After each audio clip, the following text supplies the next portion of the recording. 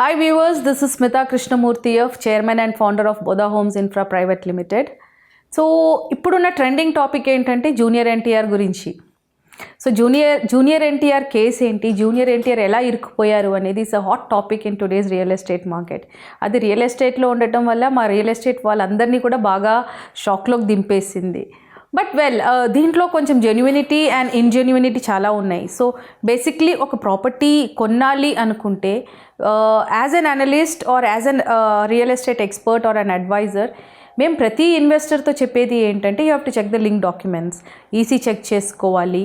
We have to go and మనం ఏదైతే I mean when you're buying it in prime locations మనం SRO వెళ్ళి దాని ఫిజికల్ కాపీ చెక్ చేసుకోవాలి.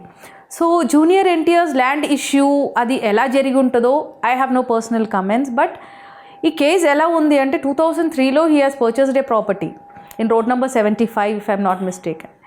2003లో తను కొనుక్కొని 2013లో అమ్మేశారు. But the case has come into highlight now in 2024. So basically technically if you ask me, ఒక ప్రాపర్టీ రిజిస్ట్రేషన్కి వెళ్తుంది అంటే దాని ఒరిజినల్ డాక్యుమెంట్స్ 100% మనం సరెండర్ చేయాల్సిందే. సో 2003లో when he has purchase this property original document verify చేశారో లేదో అనేది ఈజ్ ద ఫస్ట్ పాయింట్. అంటే టెక్నికల్ పాయింట్ ఆఫ్ వ్యూలో మాట్లాడుకుంటే ఒక ప్రాపర్టీ మీద బై ఎనీ ఛాన్స్, అంటే ఇప్పుడు ట్రోలింగ్లో ఏం జరుగుతుందంటే దాని మీద ఆల్రెడీ సమ్ 5-6 years బ్యాక్ వాళ్ళు ఏదో లోన్ తీసుకున్నారు. By any chance if there is a loan on that property document మీద హైపోథికేషన్ ఉంటుంది. అంటే బ్యాంక్ ద్వారా మనకి ప్రాపర్టీ మీద ఇంత లోన్ ఉంటుంది అని there is a stamp from that particular bank. మళ్ళీ ఆ ప్రాపర్టీ డాక్యుమెంట్స్ వాళ్ళు చెక్ చేసినప్పుడు ఇది నిజంగానే చెక్ చేయలేదా, లేదంటే అది తెలిసే కొన్నారా లిటిగేషన్ ప్రాపర్టీ. అంటే ఇప్పుడు లిటిగేషన్ ప్రాపర్టీస్ కొనటం అనేది is a big fashion, especially when it comes to this prime locations like Jubilee Hills కానీ, బంజారా హిల్స్ కానీ, ఫైనాన్షియల్ డిస్ట్రిక్ట్ నానక్రామ్గూడలో చాలా లిటిగేషన్ ప్రాపర్టీస్ ఉన్నాయి. కొంతమంది లిటిగేషన్ ప్రాపర్టీస్ కొంటారు, దాన్ని క్లియర్ చేస్తారు, అమ్ముతారు. So basically we are not aware that Junior NTR when he has purchased this property does he really knew about this case. ఎందుకంటే ఒక ఒరిజినల్ డాక్యుమెంట్ మన చేతిలో ఉంది అంటే దాని మీద definitely there is a hypothecation. ఎందుకంటే ఒరిజినల్ డాక్యుమెంట్ బ్యాంక్లో ఉంటుంది, డూప్లికేట్ కాపీ మీద there will be a stamp from the bank which says that ఈ ప్రాపర్టీ ఈజ్ అండర్ మార్టిగేజ్ అనేసి. సో రిజిస్ట్రేషన్కి వెళ్ళినప్పుడు అది ఎందుకు చెక్ చేయలేదు. సెకండ్ థింగ్ ఈజ్ ఈసీలో డెఫినెట్లీ తెలిసిపోతుంది if there is a mortgage on that property. So అది ఎందుకు చెక్ చేయలేదు అంటే these are all the failures in అంటే మనం ఒక ప్రాపర్టీ కొనేటప్పుడు చెక్ చేయాల్సిన చెక్ లిస్ట్లో ఇవన్నీ ఉంటుంది. అంటే ఫెయిల్ అయ్యి కొన్నారా. Why is this trauma in 2024 for a property that he's purchased in 2003. So technically చూసుకుంటే technicality the first thing is అప్పట్లో వాళ్ళు అది టెక్నికల్గా చెక్ చేయలేదు, అదర్వైజ్ తెలుసుండి కొన్నారు. ఇంకోటి 2013లో అమ్మారు ఆ ప్రాపర్టీ. అమ్మినప్పుడు కూడా ఇఫ్ దట్ ప్రాపర్టీ మీద ఉన్న లోన్ క్లియర్ అవ్వలేదు అంటే రిజిస్ట్రేషన్ అవ్వటం కూడా it is not possible. But the property has got registered అంటే అప్పుడు కూడా ఫేక్ డాక్యుమెంట్స్ మీదనే రిజిస్ట్రేషన్ అయ్యింది అని అర్థం. Because if the property is having a mortgage original documents definitely it is going to be in the bank. So ఏ document మీద మనకి రిజిస్ట్రేషన్స్ అవుతున్నాయి. So this is one point which is very catchy.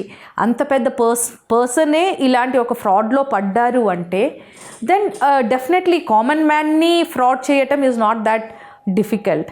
So any kind of investment అది it could be a high profile person are it could be normal middle class person.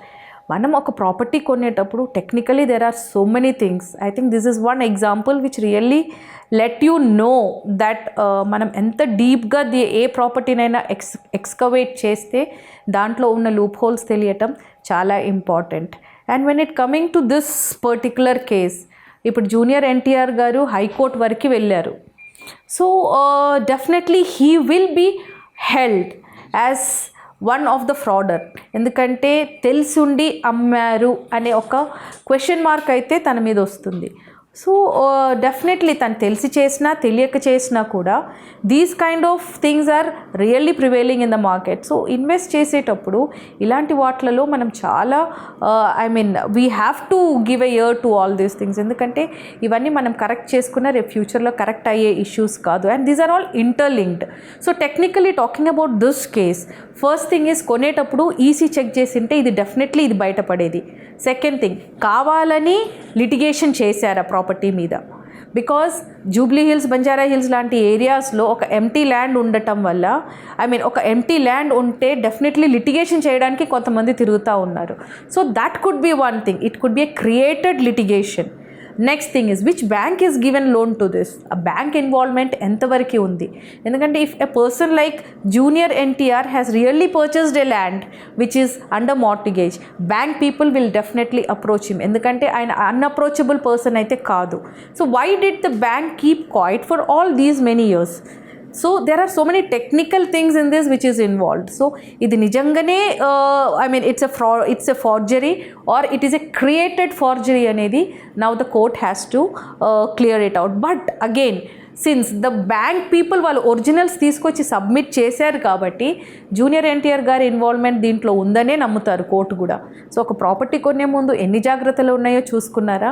Even being such a VVIP also he's fall into all these frauds. So definitely investments అనేది, and especially when it comes to the bulk money, we always have to take a expert advice in buying properties. So ఇక్కడ next question what arises is junior NTR గారి మీద దీని effect ఏంటి అనేది. First of all it is a civil case. Civil case prove అవ్వాలంటే చాలా time పడుతుంది. So definitely ఇది ఒక 5 to 10 years వరకు నడిచే case. But what is his fans gonna think about him అనేది is the next thing that is తన fan ఇమేజ్ని బాగా దెబ్బతీసే క్వశ్చన్ ఇది. But when coming from my point of view, as I told you, ఈ property మీద litigation create కూడా చేసి ఉంటారు. సో ఫ్యాన్స్ అంత బాధపడేసి జూనియర్ ఎన్టీఆర్ గారు ఏదో తప్పు చేశారు అని అంత లోతుగా ఆలోచించాల్సిన అవసరం లేదు. Because this is a civil case, and civil కేస్లో మనకి ప్రూవ్ అవ్వడానికి చాలా టైం పడుతుంది. అండ్ జూనియర్ ఎన్టీఆర్ గారు తెలిసి చేశారో తెలియక చేశారో అది కోర్ట్ హ్యాస్ టు ప్రూవ్. కాబట్టి దీంట్లో జూనియర్ ఎన్టీఆర్ గారి ఇన్వాల్వ్మెంట్ ఎంత ఉందో అనేది మనం చెప్పలేం. బట్ అగైన్ ఇన్వాల్వ్మెంట్ లేకుండా కూడా ఉండొచ్చు. బికాస్ 2003 అనే టైంలో తను actually is an upcoming hero. So ఆ టైంలో ఒక ఫార్జరీ చేసి అంత ల్యాండ్ కొనాల్సిన అవసరం కూడా జూనియర్ ఎన్టీఆర్ గారి దగ్గర లేదు. He has rather invested is hard earned money in that property. So ఇక్కడ litigation wise, when it comes to the litigation wise, 2003లో పర్చేస్ చేసిన ప్రాపర్టీ 2024 వరకు ఇది లైమ్ లైట్లోకి రాలేదు అంటే డెఫినెట్లీ బ్యాంక్ వాళ్ళ చెయ్యి ఉంది దీంట్లో. Plus who ever wants to litigate this property, వాళ్ళ హ్యాండ్ కూడా దీంట్లో 100% ఉన్నట్టే చెప్పొచ్చు.